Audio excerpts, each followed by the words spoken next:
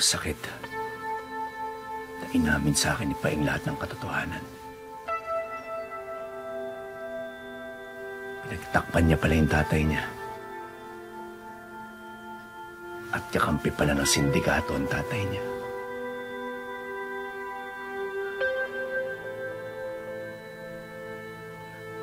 Pinapaikot nila tayong lahat, Nay. At hanggang ngayon,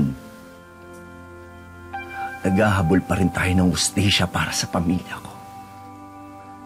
Anak, kahit naman ako, masama ang loob ko kay Paeng kanina. Pero naisip ko na ngayon kakampi natin siya, baka matulungan niya tayo. Wala na ako kung tiwala sa kanya.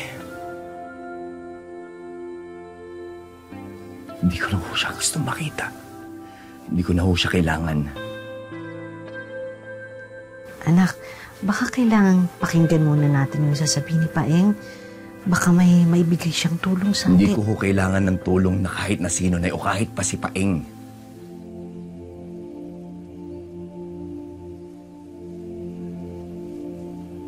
Laban ko to, Nay. Lalaban ako mag-isa. At hindi ako titigil hanggat hindi ko napapabagsak ang lahat ng miyembro ng Golden Scorpion at lahat ng mga kasabwat nila.